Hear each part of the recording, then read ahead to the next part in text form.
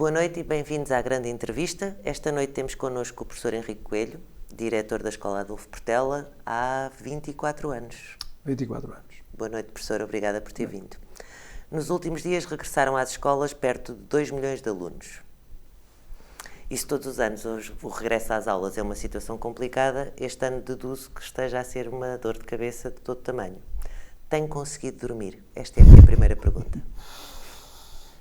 Acho que nos últimos 2, 3 dias já fui dormindo alguma coisa. Mas atravessámos aí uma fase muito difícil.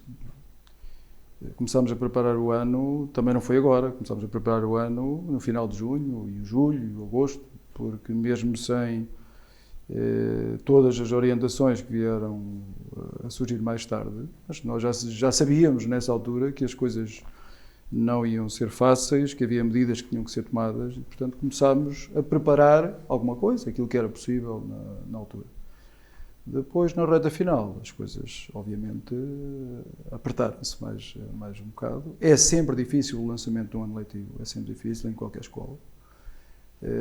Este ano, eu direi que é de loucos, mas a coisa está a funcionar. E os planos? São o A, B, C, D, E?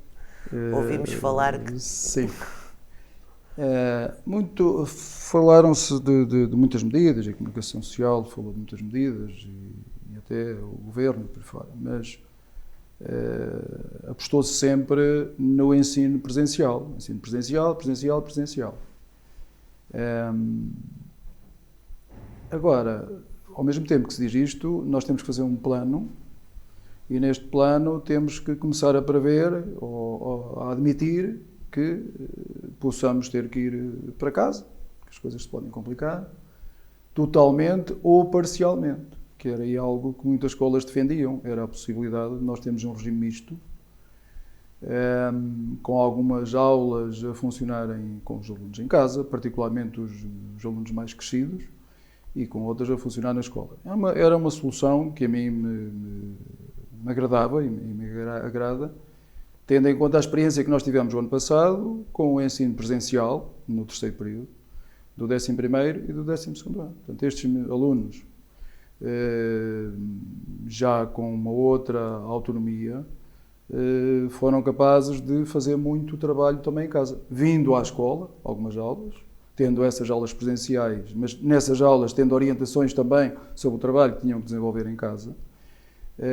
E foi algo fantástico, superou até as nossas expectativas. Claro que estamos a falar de alunos de 11º e 12º ano, particularmente estes. E, portanto, se estes alunos tivessem metade das aulas na escola e metade em casa, não me parece que se perdesse nada.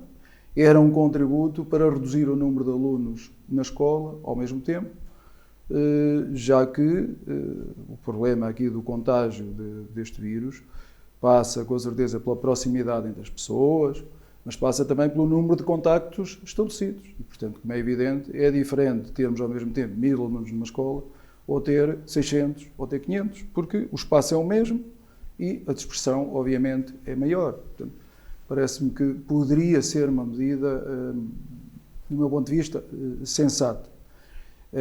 Mas esse pode ser um plano B. E o C seria o C ficarmos... pode ser...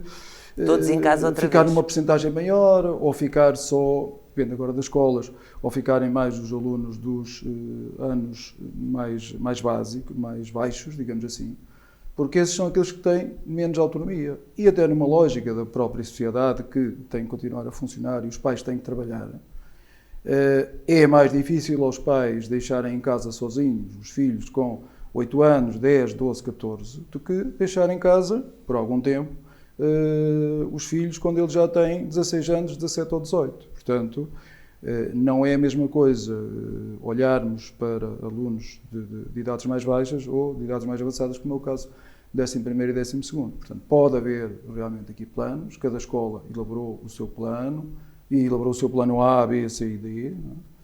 Mas no meio destes planos todos, daqui a um tempo, com rigor, eu não sei se vou usar o B e o C ou se vou usar um outro que nem sequer está previsto. Não sabemos como é que as coisas vão evoluir dentro da escola, dentro da Águeda, do meio onde estamos inseridos, e a nível nacional. Portanto, todos isto são planos mas, ao mesmo tempo, temos que estar preparados para a eventualidade de não aplicarmos nenhum deles e aplicarmos outra coisa que seja mais ajustada a essa realidade.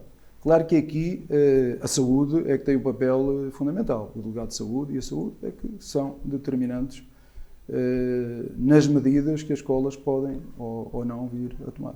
Em março, quando foi tudo para casa, o ensino continuou, as aulas continuaram. Houve ali uma paragem de 2 semanas, mas entretanto retomámos o terceiro período todo em casa.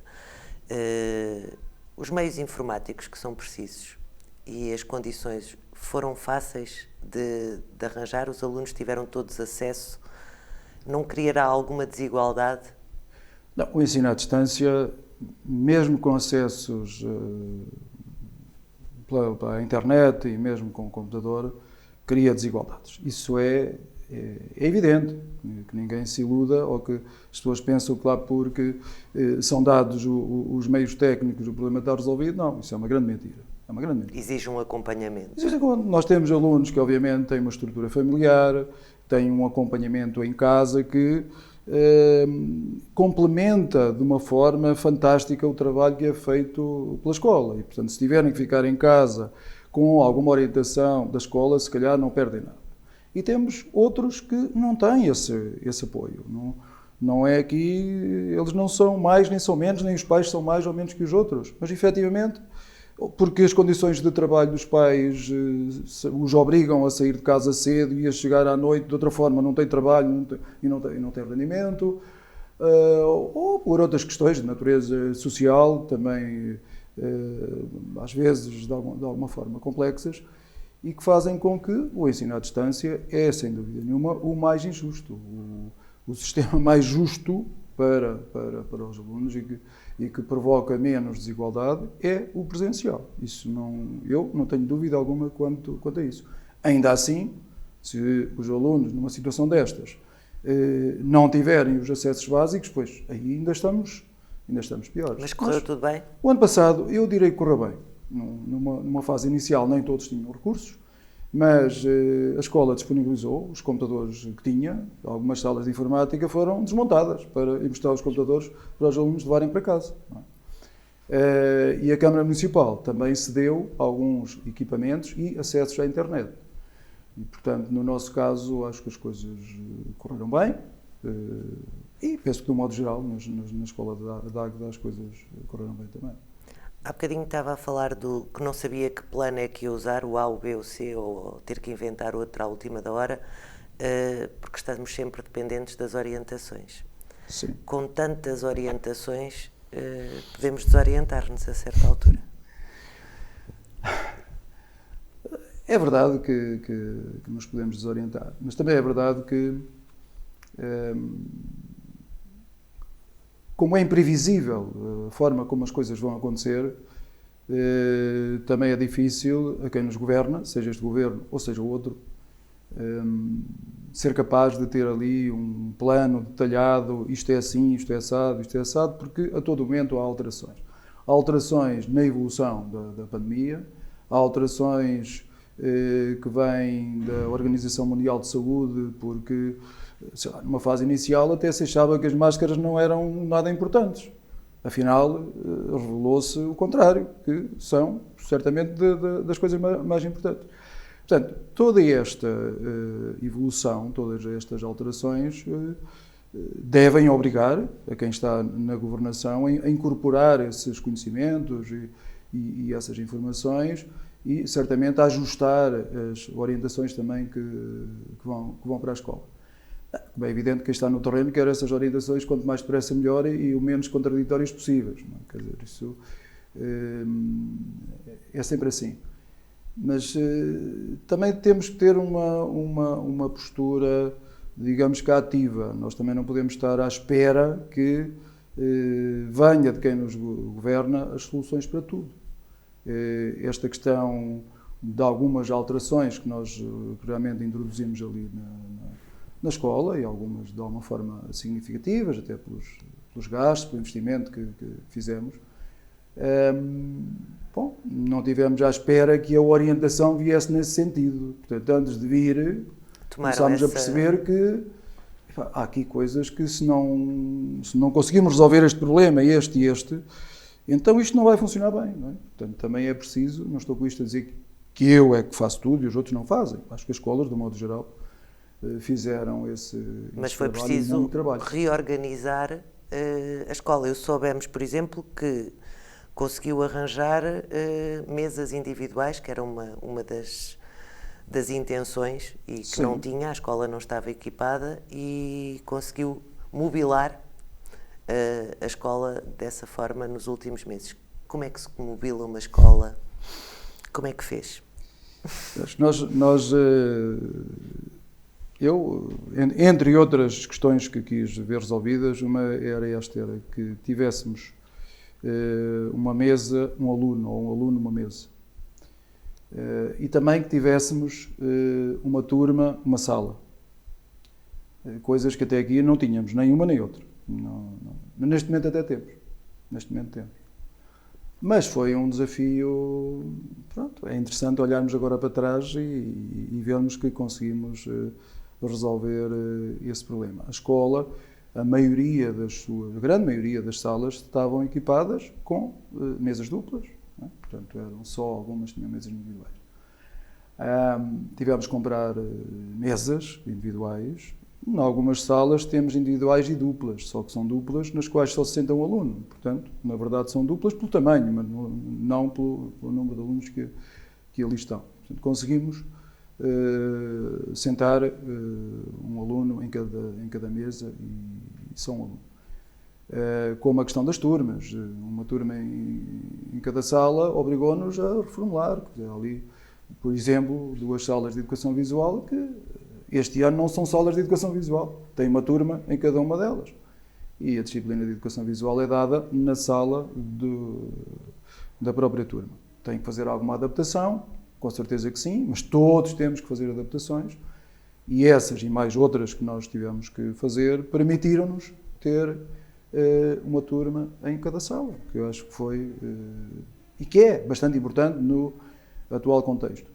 Como é que arranjámos? Onde é que fomos buscar o dinheiro? Onde é que foram buscar o dinheiro?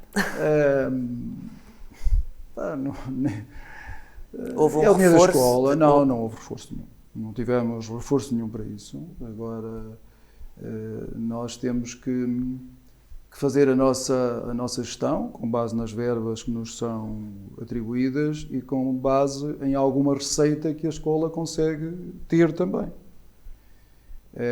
E eu acho que nós não temos feito má gestão. Repare que a nossa escola é a única que não foi intervencionada. Parque escolar, ou câmara, ou seja o que for. Não. E nós temos, apesar de tudo, conseguido todos os anos introduzir uma melhoria e outra. Eu lembro quando veio esta coisa da substituição do amianto nas escolas. E a nossa escola, as coberturas eram todas feitas em amianto. Quando se começou a falar mais neste problema, já nós tínhamos substituído tudo em amianto. Tenho uma ideia que, na altura, a DREC, agora é a DGEST, que nos deu um reforço de 20 mil euros ou 21 mil para o pavilhão do ginásio desportivo. Mas isso deu para 1/3 do próprio pavilhão. E, portanto, mas o resto foi feito. E as coberturas e os outros pavilhões. Às vezes é mais importante do que ter muito dinheiro, é a maneira como se gera o dinheiro que se tem também. Nós, não é? De alguma forma, também fomos obrigados a fazer isto. Se queríamos que a escola não caísse e se estivesse como ela está. Nem foi isso, nem... Sei lá, a escola tem videoprojetores em todas as salas. Todas as escolas têm. Mas ninguém nos deu nenhum. A verdade é que ninguém deu nenhum, mas todas têm. Não é? Portanto, isto obrigou e obriga a uma atenção permanente para a gestão das verbas, para a melhor gestão das verbas, não só no sentido de arranjar receitas, não é? Mas também de gastar da melhor forma. Não é? Portanto, é desse equilíbrio, dessas duas componentes que não temos ali uma escola em termos de infraestruturas de topo, não é nada disso que eu digo, mas apesar de tudo, quem passou pela escola, sei lá, há 10 anos que seja, e se lá for agora, vê que há ali diferenças significativas Eu direi diferenças para melhor. E o refeitório? É conhecido que o refeitório é sempre um problema em todas as escolas, agora com as orientações, e o vosso já era, por natureza, pequeno. O nosso refeitório foi construído quando a escola tinha apenas 2 pavilhões de aulas, o que nós chamamos de pavilhão A e B, e foi dimensionado para uma população de 600 alunos. Depois foi construído outro pavilhão e em vez de 600 nós temos 1000. E até, pronto, temos mantido mais ou menos esse número, ou 1000 e pouco alunos. Portanto, está-se mesmo a ver que há ali qualquer coisa que falha. Uma coisa não acompanhou a outra. Nós, o ano passado, chegámos a servir 600 e muitas refeições. Tivemos muitos dias de 650, 60, 70, 670 refeições. Que é um número louco para o espaço e para o período de tempo em que nós temos que servir essas refeições. Eu acho que as refeições são boas e é isso que leva também a isso. Tem fama disso. Estou aqui a querer acabar a escola. Tem fama disso. Mas acho que tem qualidade e há um cuidado muito grande com... As refeições são confeccionadas na escola. E, portanto, por um lado, isto é bom, como é evidente, e os alunos ficam seguramente melhor se almoçarem na escola do que irem almoçar cá fora, num café, numa pastelaria, seja onde for. E, portanto, ainda bem que é assim, ainda bem que os temos, mas criamos aqui uma dificuldade de nos organizarmos de maneira a que todos comam naquele tempo que está... E agora que têm que comer mais separados? Agora como é que nós resolvemos isto? Não? Outro grande desafio. Não? Nós já tínhamos, o problema já existia. Pois. E agora, numa mesa onde se sentavam 4, 2 de cada lado, agora senta-se 1. Então como é que isto é possível? Quer dizer, há aqui um problema sério. Portanto, o que nós fizemos foi ocupar... Durante as refeições, ocupamos uma parte do nosso espaço polivalente, que tem mesas individuais. Elas são usadas normalmente até ao meio-dia pelos alunos que estão, que vêm mais cedo. Nós abrimos as portas já às 8 menos um quarto, portanto há sempre alunos a chegar e a ficar por ali. Mas quando chega ao meio-dia, ou um bocadinho antes, corre-se uma cortina e aquele espaço, digamos que fica acoplado à cantina e a fazer parte dela. Não é? Portanto, com isso conseguimos, digamos que manter mais ou menos o mesmo número de lugares que tínhamos até aqui, embora com a mesma dificuldade muito maior e obviamente com a mesma dificuldade, eventualmente menos porque haverá menos alunos a comer na medida em que os pais... Mas todos vão poder almoçar na cantina. Não, a cantina está a funcionar. Águeda é um dos 14 municípios piloto no programa Aproximar a Educação, precursor da atual descentralização de competências e, nas palavras do Presidente da Câmara, está no pelotão da frente no que a gestão municipal de educação diz respeito. Como é que as escolas, neste caso a Escola Adolfo Portela, têm vivido e têm sentido este processo de descentralização? Ou, se quiser que eu lhe faça a pergunta mais diretamente, como é que está a educação a ser gerida, a seu entender, em Águeda? Este processo, quando isto surge, a Escola Adolfo Portela manifestou-se contra. Eu direi 100% da população, de professores e dos funcionários estavam contra, pelo menos era aquilo que sempre transmitiu. Não sei neste momento se alterou e qual é a percentagem que está a favor ou que está contra. Mas sinto que há uma percentagem muito grande de pessoas, se não for a totalidade, que está contra. Mas está contra por uma questão de princípio, não é contra porque é este Presidente da Câmara ou porque é outro Presidente da Câmara. Está contra. Acham que isto que é competência do Governo Central, que as escolas e os alunos devem ter as mesmas oportunidades, independentemente de viverem num município onde a Câmara, onde as pessoas têm sensibilidade para a educação ou onde têm sensibilidade para o botão ou outra coisa qualquer. Não é? E penso que as pessoas também se sentiam, na altura, confortáveis com o que estava a acontecer e com a relação que nós conseguíamos ainda assim manter com o poder central ou regional. E, portanto, não viam interesse na municipalização e viam era problemas ou que eventualmente poderiam... E na realidade traduziu-se em quê? Houve melhoria? Estava-me aqui a lembrar de uma questão até interessante. Eu lembro na altura de ter falado com um diretor da escola e que dizia que o que o levava a apoiar esta... Na altura falava-se mais no termo municipalização, era o facto de nós podermos decidir sobre a rede escolar, sobre o número de turmas a abrir, sobre os cursos, sobre essas coisas todas. E, portanto, essa autonomia era algo fantástico. Este ano, o número de turmas das escolas, os cursos profissionais, etc., foram decididos sem qualquer participação da Câmara Municipal. Não participou. Não é para eles não quererem. É porque o Poder Central também tem dificuldade em abdicar de determinadas coisas que quer para si. E, em parte, há um lado que se percebe, é que de onde é que veio o dinheiro para pagar os professores? Também não é da Câmara Municipal. Portanto, vem do Estado Central. Portanto, umas coisas vêm do Estado, outras coisas vêm da Câmara e, portanto, uns têm uma lógica e preocupam-se com uma coisa, outros, se calhar, preocupam-se com outra. Mas, quando esta era uma coisa que podia ser realmente boa, nós termos alguma autonomia para decidirmos sobre o número de turmas, sobre a constituição das turmas, sobre o número de alunos, sobre os cursos profissionais que iríamos abrir ou que não iríamos abrir. Pois, mas isto não foi decidido aqui, não foi decidido nem pela Câmara em conjunto com a escola. E no outro ano também não foi. Portanto, há muita coisa que ficou e que alguns sonharam que com esta questão da descentralização podia ser feito. E não pode ser feito e duvido que alguma vez venha a ser feito. Mas a dúvida é se é um projeto piloto, mas já acontece há alguns anos, não é? Sim. Já devíamos ter um documento qualquer que aferisse os resultados, se são positivos, se são negativos, se compensa, se foi uma boa escolha. Como é que se vai depois? No final há de haver, certamente, uma avaliação qualquer. Embora em educação, normalmente, as coisas mudam sem se fazer avaliação de coisa nenhuma. Mas... Quando veio este processo, não é? E aqui a Águeda quis avançar, e na altura o Executivo quis abraçar esse projeto, as escolas, algumas escolas tinham, e a nossa também tinha um contrato de autonomia. Nós tínhamos um contrato de autonomia, que era suposto do Estado Central se transferir algumas competências para a própria escola.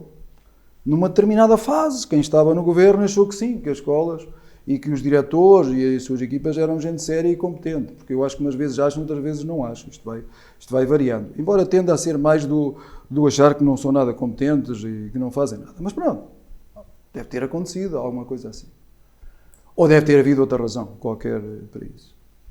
E é no momento em que até temos um contrato de autonomia que surge este contrato e este projeto de descentralização.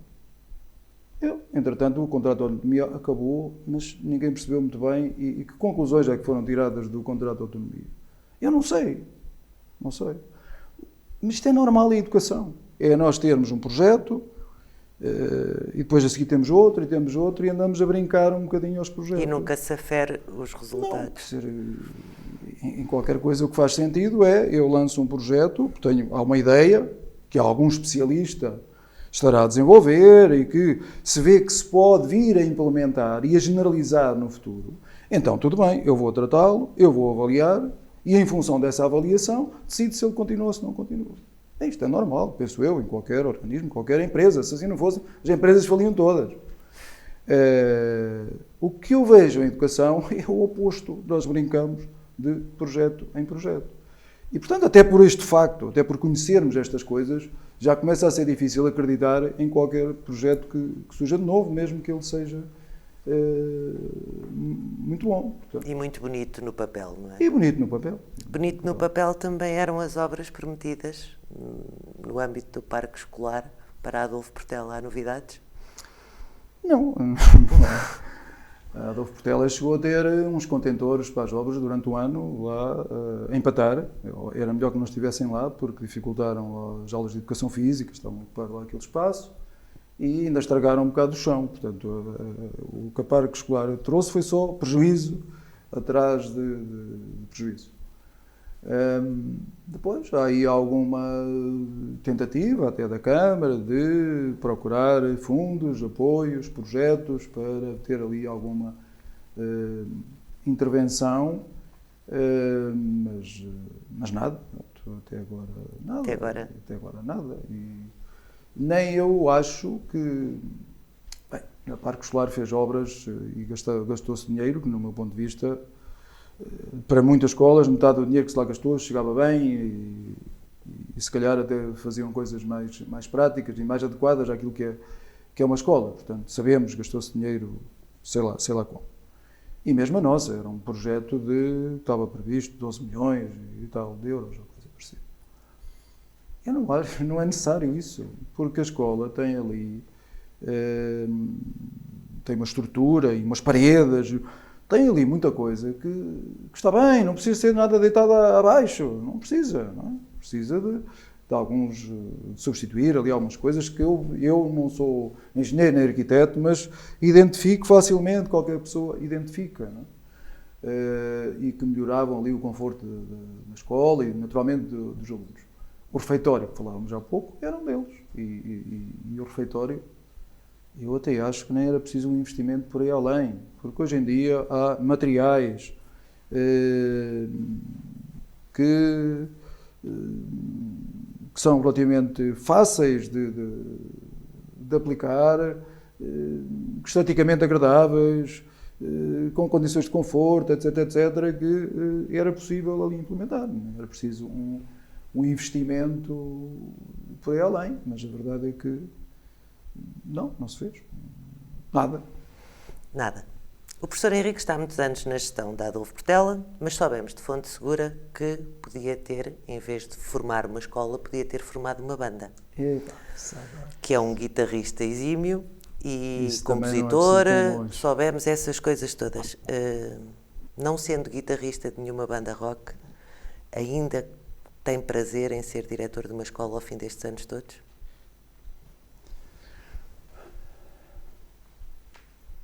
Ou continua a sonhar com uma escola? Bem, eu dei volta atrás. Eu continuo a ter um prazer enorme em pegar na guitarra e me juntar aos meus amigos de vez em quando. Não para formar uma banda a sério, nada disso, mas para inventar umas coisas. E umas músicas, quando dá para isso. Eu tenho dedicado muito à escola. Não sei se está de outra forma. Neste caso concreto, e aqui em Águeda, fui para a gestão, como eu disse, por acaso. Aliás, noutra escola onde já tinha estado também aconteceu o mesmo. Convidaram e fui. E depois fui ficando e aqui foi isso. Tinha regressado de outra escola quando aqui cheguei para dar aulas, fazer aquilo para o qual supostamente eu estava preparado, e fruto do acaso, de alguns contratempos, de alguns problemas que houve nesse ano em termos de eleições, ainda mesmo antes de eu cá chegar, no momento antes de eu cá chegar, acabei por ficar e como já fez as contas, já lá vão 24 anos, ou já vou para o 25º, acho eu, sim. 24 já estão feitos. E sempre sonhei, sempre quis. Eu acho que naquilo onde me meto, agarro-me a sério às coisas, o melhor que eu sou capaz de fazer. E, portanto, ali fui estando. Não vou dizer que deixei para trás uma carreira de músico, não. Isso não. Isso também não. Mas se calhar deixei outras coisas para trás, que obviamente podia ter feito, e até alguns desafios que me foram lançados, mas é difícil largar quando estamos envolvidos nas coisas, e há sempre coisas para fazer, não é? O problema é qualquer coisa que neste momento estamos a trabalhar com certeza no lançamento deste ano. Aliás, já não é o lançamento, o ano já está a decorrer em todos estes problemas, mas quem se interessa, quem se envolve, está já a pensar noutras coisas que provavelmente vai fazer no próximo ano ou no outro, se cá estiver. E, portanto, torna-se mais difícil até desligar, porque há aqui quase que um contínuo no trabalho que se vai fazer. Portanto, tenho dias em que estou um bocadinho desesperado e apetece-me sair e ir arejar um pouco, ou muito, mas isso se calhar acontece-nos a todos, mas se calhar a maior parte não é assim. E de que é que precisa o ensino em Portugal? E os professores e a escola no geral? Este ano, nestas circunstâncias, já sabemos que precisa de muita coisa há muito tempo e de uma reforma grande, mas este ano, os professores precisavam de quê? De uma Champions? Como prémio? Não, eu acho que a educação tem andado demasiado aos zigue-zagues. Demasiado. Tem um corpo docente envelhecido, como toda a gente sabe, mas está envelhecido não é só pela idade, é pelo cansaço também destes zigue-zagues. Eu não posso andar a chamar à mesma coisa um nome hoje, amanhã outro, e depois outro, e depois outro. Eu não posso andar permanente, agora a educação vai para aqui, agora a educação vai para ali, agora vai para ali. Pelo menos sem se perceber porque é que isto acontece. Quando nós percebemos porque é que o caminho agora é este e não é o outro, nós vamos e aderimos e até, acredito que uma grande parte com um grande entusiasmo. Quando já andamos aqui há tantos anos e vimos que aquilo, o que agora é assim, mas aqui há 20 anos também foi, e depois andou para trás, e depois voltou a andar. Portanto, estas coisas não são compreensíveis. A escola, a educação, precisava de um pacto, ou o que lhe queiram chamar, entre os partidos, nomeadamente aqueles que têm uma representação maior e que têm mais votos, e portanto ou está um ou está o outro no governo. Não vou dizer que é para criar aqui uma orientação que vai valer por 30 anos ou 40, isso não é possível, o mundo está em evolução, em mudança permanente, mas é preciso que as pessoas, que os atores, que quem estão no terreno, perceba de uma forma clara que este é o caminho. Este é um caminho que vai estar aqui durante 10 anos, com certeza com uma mudança aqui, uma mudança ali, mas que não está nesta turbulência permanente de discussão. Como é que se avaliam as aprendizagens? Agora é de uma maneira, agora é de outra, agora é assim, agora é assado. Como é que se faz isto? É assim, assim, assado. Depois paramos e olhamos para trás e vemos, mas o que é que se ganhou verdadeiramente com isso? Os alunos aprenderam mais? Não, se calhar aprenderam o mesmo. Então, se aprenderam o mesmo, quais foram os ganhos, não é? Quais foram os ganhos? E acho que a escola está com este problema há demasiados anos.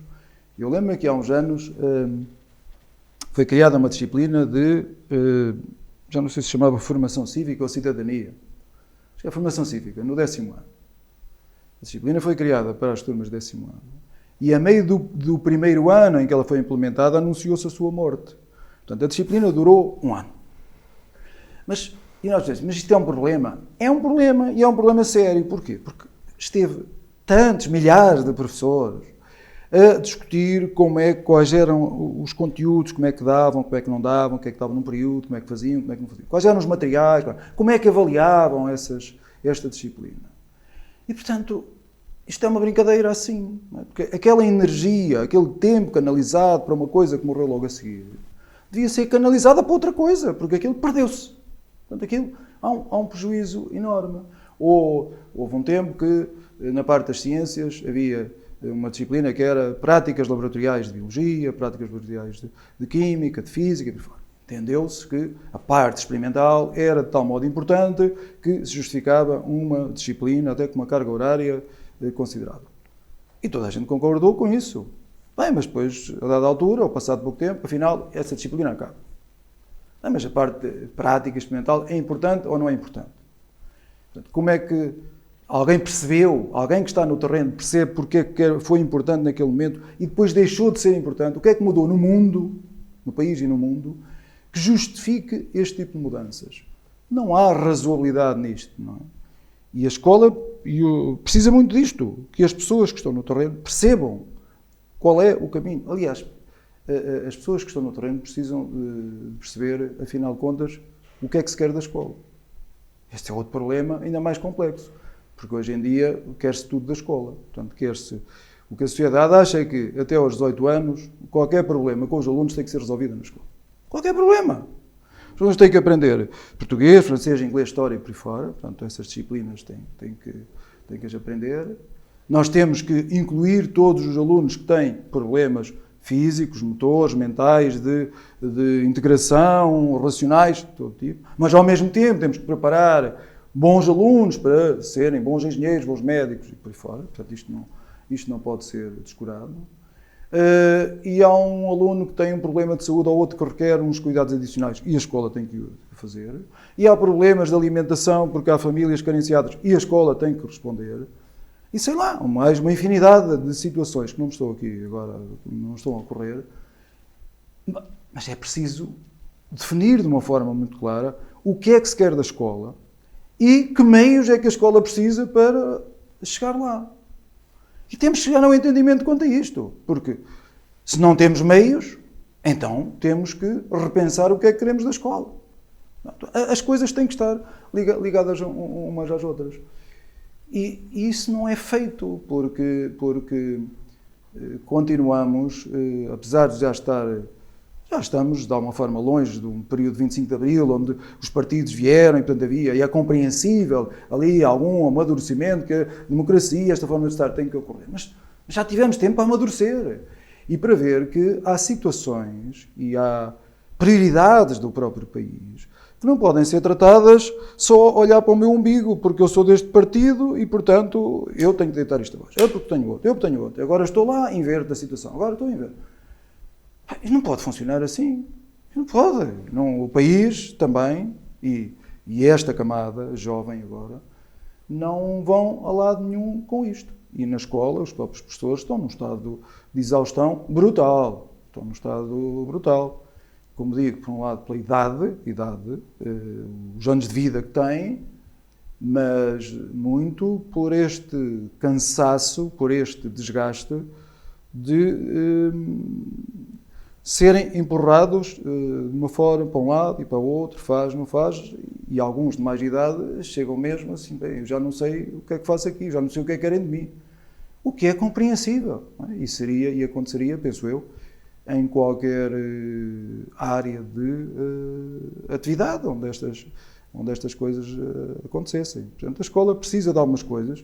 Por um lado, até me parece simples, não é? Porque isto não é muito difícil elencar aquilo que a escola precisa. Agora, precisa de pessoas capazes de olhar para isso de uma forma séria e de não trabalhar nem decidir em função do que se passa nas redes sociais, por exemplo. É melhor não.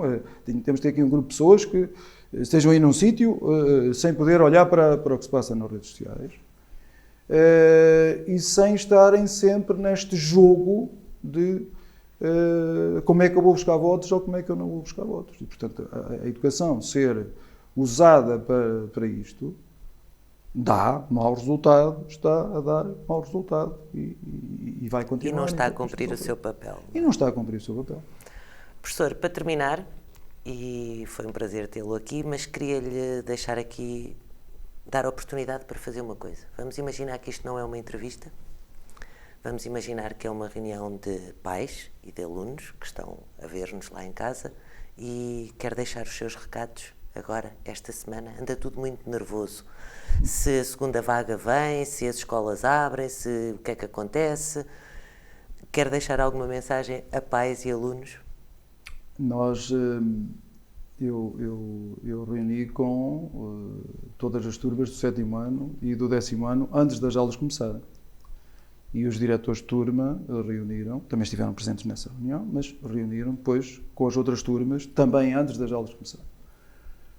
Precisamente para que os pais tomassem conhecimento do que a escola estava a fazer, das regras, daquilo que se pedia aos alunos e daquilo que se pedia aos pais também, para que as coisas corressem bem, que é aquilo que nós todos queremos. Claro que nestas reuniões, ao contrário do que eu fazia até aqui, eu já costumo reunir com os pais dos anos iniciais, normalmente falamos do curso em si, e das disciplinas, e da avaliação. Desta vez, esses assuntos nem sequer foram falados, mas como é compreensível. Eu próprio falei, foi daquilo que sabia que era a preocupação dos pais. Noto que há muitos pais que compreendem e até valorizam o esforço que as pessoas estão a fazer e que a escola está a fazer para dar as melhores condições aos seus filhos, não tenho dúvidas, mas também reconheço que há muita inquietação, porque qualquer coisa que não funcionou logo no primeiro dia, no segundo dia aquilo já é um drama, aquilo já se fala, já se telefona, já se publica, já se faz porque não se fez isto ou porque não se fez aquilo. E às vezes até se fez. Os filhos é que não transmitiram da forma mais correta em casa. Depois, também vejo que há um conjunto de pais que exige tudo da escola, no sentido que que eles se juntam muito, se vão ao quarto de banho ao mesmo tempo, se há este problema, a sala, será que foi desinfetada, que não foi desinfetada, faz, não faz. Não, mas todos nós sabemos que os alunos depois vêm para fora da escola, tiram a máscara, dentro tem que andar, muitas vezes juntos uns aos outros, por vezes os pais juntos com eles também. Isto é de pôr as mãos na cabeça, não é? Porque estamos a fazer, e as escolas todas estão empenhadas, cada uma encontrou as medidas que achava mais adequadas, não é? para esta situação. E precisamos que os pais colaborem connosco, quer dizer, que de alguma forma também tenham confiança no que a escola está a fazer. Da mesma forma que eu, se estiver doente, se eu cair, se eu partir uma perna, eu vou para o hospital, porque eu sei que estão lá as pessoas, os especialistas, quem sabe tratar-me da minha perna e pôr a perna direita. Não vou pôr eu a pô-la, nem vou eu a seguir estar a telefonar para o hospital a dizer como é que me vão pôr a perna direita ou não. Eu acredito que estão lá as pessoas que sabem da matéria e que se preocupam e que vão fazer o melhor trabalho que souberem, que forem capazes, que a tecnologia permitir fazer também. É isso que as escolas estão a fazer, não é? E quando no início me perguntava se eu conseguia dormir, ou se eu tenho conseguido dormir, como eu disse também no início, nestes últimos 3, 4 dias eu já comecei a conseguir dormir. Porque realmente tive noites que não dormi mesmo, não é? E outras que dormi um bocadinho, mas eu dormia a sonhar com a escola e com este problema e com o outro, como é que eu resolvo este e outro. Depois os pais às vezes colocam também algumas questões, que me perdoem os pais que estão a ouvir, mas às vezes dá algum egoísmo também muito grande, não é? Porque a minha turma não está ali e devia estar acolá. Pois, mas nós temos 42 turmas e com certeza que haverá uma sala que é mais simpática do que a outra, uma que é melhor que a outra, haverá uma distribuição das horas que é melhor que a outra, mas se estão de determinada forma, é porque não foi possível fazê-la de outra forma, não é? Portanto, eu espero que os pais tenham, e de modo geral têm, a compreensão necessária para estas situações. O que não quer dizer que não manifestem, não estou com isto a mandar calar os pais, não é nada disso. Felizmente, pelo contrário, está a pedir que colaborem, não é? Felizmente, há muitos pais a colaborar, a pôr em cima da mesa algumas sugestões, algumas não se podem pôr em prática, já pensámos nelas, só não avançámos porque há outros problemas por trás, e há outras que sim, é uma ideia boa, não tínhamos pensado nela e, portanto, eu não tenho problema nenhum em dizer, ainda não tínhamos pensado nisso. Aliás, eu quero mesmo é que isso aconteça. Eu, normalmente, com os meus colegas nas reuniões, às vezes tenho uma ideia e digo, olha, a minha ideia é melhor, neste momento, porque não há outra. Mas eu gostaria que ela deixasse de ser a melhor. Façam com que ela deixe de ser a melhor. É isso que eu quero. Porque não quero que, só porque eu fiz, não há possibilidade de ter uma outra possibilidade. Portanto, estamos atentos, se houver alguma situação, de algum caso de aluno que tem familiar que testou positivo, ou ele também, ou é suspeito, os pais são informados, nós não vamos ocultar essa informação, sempre disse isso aos pais, tem que ter confiança na escola, também não vamos dizer aos pais que houve um aluno que tossiu 2 vezes naquele dia, porque isto não faz sentido, ou ainda tenho ali alguns pais que falaram comigo, até preocupados, porque o filho tem asma e às vezes tem alguns, não é sintomas, quer dizer, alguns problemas, ou respiratórios, ou coisa do género. E pois, então, se tiver, não tem problema nenhum. Os alunos sabem que ele tem esse tipo de problema, as pessoas também sabem, portanto, se ele o manifesta, não vamos já fazer aqui um drama a dizer está tudo contaminado, vamos fechar a escola porque há um aluno que está ali com um problema qualquer respiratório. Portanto, um bocadinho de calma, vamos tratar as coisas como elas têm que ser tratadas e vamos ter os cuidados que a situação nos merece e cumprir algumas regras.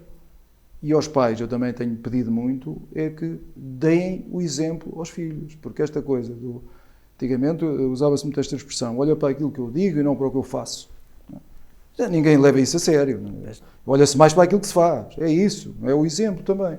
Portanto, se os pais vão com os filhos para um lado qualquer, não usam máscara, dizem, isto é alguém que inventou um negócio, isto é um problema, isto é assim, isto é assado, vai-nos criar, obviamente, dificuldade no trabalho com os alunos, que vêm-se ali perdidos entre os pais a dizer uma coisa de um lado, a escola a dizer outra, e isto não contribui nem para a educação, nem para o crescimento, nem para, digamos que, dificultar a propagação do vírus, pronto, que mais agora aqui se fala. Portanto, fica este apelo aos pais para colaborarem com a escola e aos pais das outras escolas colaborem com a escola, com a direção das